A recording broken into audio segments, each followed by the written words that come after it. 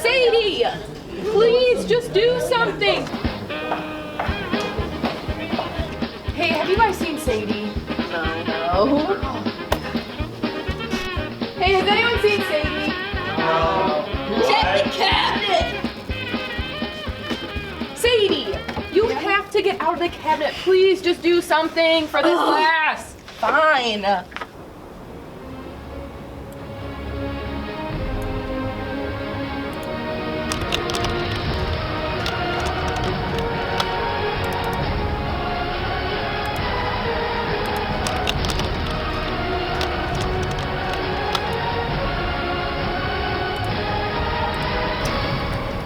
It's done.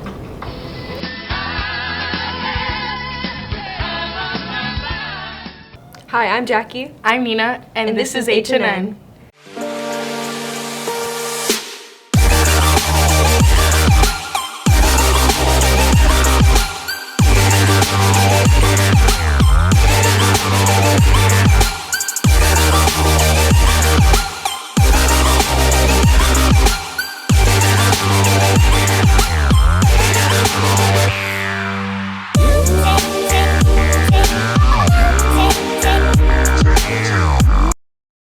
Hey Jackie, do you know what microaggressions are? No, I have no idea. Let's go hear other people's input.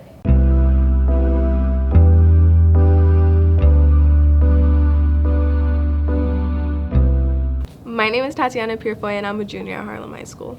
My name is Kayvon and I'm a senior. My name is Alasia, and I'm a senior at Harlem High School. My name is Nina Todich, and I'm a junior at Harlem High School. My name is Penelope, and I'm a senior. The biggest microaggression that's happened in my life would have to be when people would tell me that I don't act black or I don't dress black. My first experience with microaggression was freshman year of high school, and this person came up to me and they said, "Is that your real hair?" My parents are immigrants, and so there is like hardships with that. But again, as like a lighter person, you can't really tell that I'm like not from here. It kind of emotionally puts me down because I don't understand why people are saying, "Why do you not act black?" Because, well, first of all, I'm not black, I'm mixed, and I don't think black people act a certain way. How can you generalize like how someone sounds by a race or an ethnicity? I'm Hispanic. I'm proud of being Hispanic, but if someone's gonna ask me to speak Spanish for them the moment they find out, like, that's kind of disrespectful to me.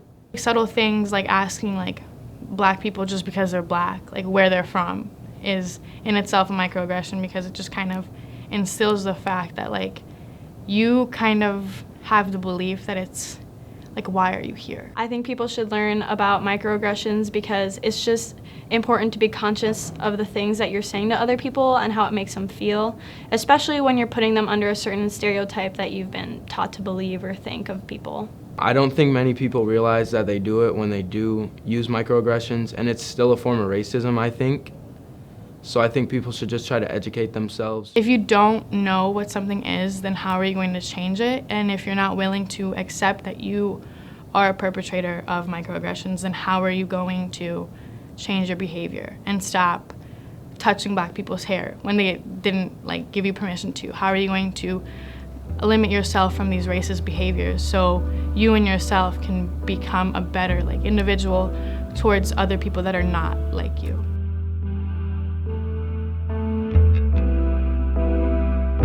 Hopefully people learned a thing or two. I agree. Hey, what are you doing next Tuesday, February 25th? I might be going to the Kaleidoscope concert.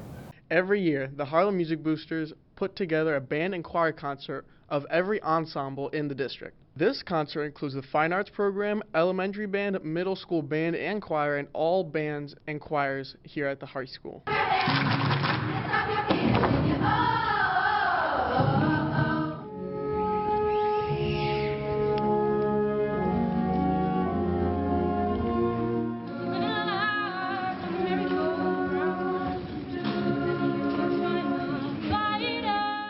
Doors open at 6:30 and the concert starts at 7. Admission is $5 for adults and free for students. Proceeds go to the Music Boosters Scholarship, which is awarded to a senior at the concert. Come and support Harlem's music program and our musically inclined Huskies. I can't wait to see them in concert. You know who else I can't wait to see? Jaden and his Black History Month questions. What service did Sarah Breedlove create? Food distribution, hair products, or investment advice? Investment advice. Hair products. Investment advice. Who was the first woman to create a line of hair care products for Black women? Sarah Breedlove, Harriet Tubman, or Rihanna? Rihanna. Sarah Breedlove. Sarah Breedlove. Sarah Breedlove, also known as Madam C.J. Walker, was an African-American millionaire who was the first to create hair care products for Black women. In the 1890s, she developed a scalp disorder.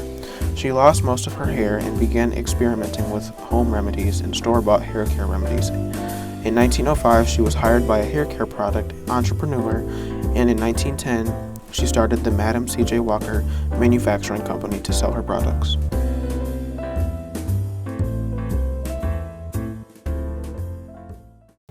Let's go see how Harlem's teams have been doing this week. Harlem Sports Recap. Harlem's varsity boys basketball team beat Freeport with a final score of 70-62 last Friday. Sadly, they went on to lose to East with a final score of 79-61 this past Wednesday. Harlem's varsity girls basketball team beat Belvedere North 82-71 last Friday. They then went on to lose to DeKalb with a final score of 76-64. Harlem's boys swim team didn't do too bad, placing 4th overall at the Nick 10 championship. Hey Jackie, did you go to Social Emotional Day last year? I did. Let's go see what they have in store this year.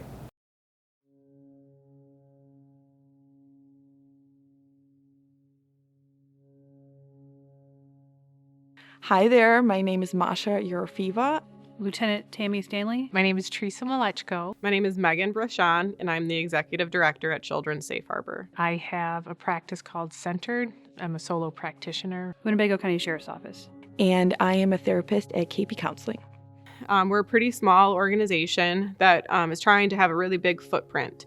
And so we do a lot of work collaboratively with different agencies in the community and partners to make sure that we're addressing issues around family violence in a way that's most meaningful for families. I'm a fairly new therapist, so one of my favorite things is women's issues. So I like to work with young women that are kind of figuring out their identity and where they're going in life. I like career counseling. I work with a lot of high schoolers, a lot of teens, and I really enjoy that work because I find I can help them kind of explore their world in a way that they maybe haven't thought of before. As a solo practitioner, I have to do a little bit of everything, mostly obviously seeing clients for counseling sessions, and that can be people from age 5 all the way up to 80, and families or couples. For the last 16 years, I've seen it every day. Sometimes you can go to call and you see domestic violence. Unfortunately, it's a lot of what police work entails. So seeing the struggles that maybe some family members that don't want to admit that this is going on in their lives and aren't ready to admit that, just going back repeated calls until finally they're able to accept that, maybe they should get some help and how this affects the whole family, their neighborhood, their friends, families. So just on a daily basis, just seeing the issues of it in and out every single day is what's touched me on a personal level. So we are going to talk a little bit about stress just because, we kind of have to know the beast before we can battle it. And it is going to be quite interactive. So, I'm going to have you doing deep breathing exercises with me. I'm going to have you do a little bit of progressive muscle relaxation, a little bit of meditation.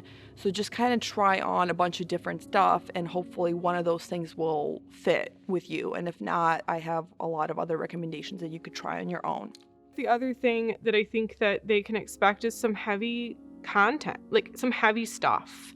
And people may walk into that space and for a number of reasons feel that it's real hard.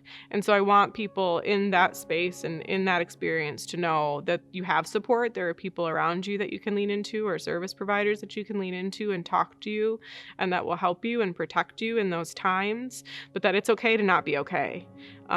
Because this is real stuff. And so we want to build in some time to really understand that.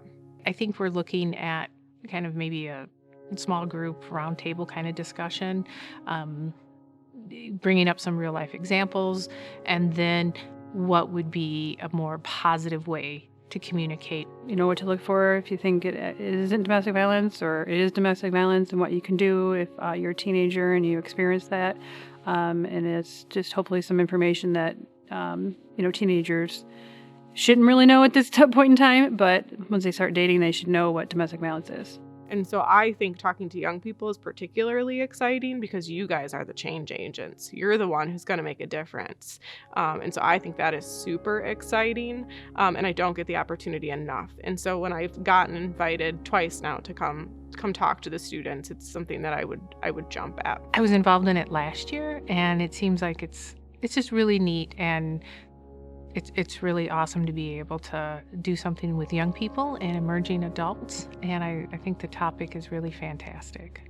Touched on that a little bit. I was given this platform to help others, so if I could just touch one person in the audience, it's that's what we're here for. In any space, truly, regardless of what the subject matter and content is, it's important for people to be mindful of what they're feeling and experiencing, because anything can trigger positive and negative emotions. And so to just be really in touch with yourself before you walk into the room, to understand how you're feeling today, to understand that it's, again, okay to not be okay about it, and that we're coming from a place of learning and understanding, and that it's absolutely okay to have questions, and that those questions are important not only for you, but for everyone else in this space. And so to not be afraid to have those hard conversations.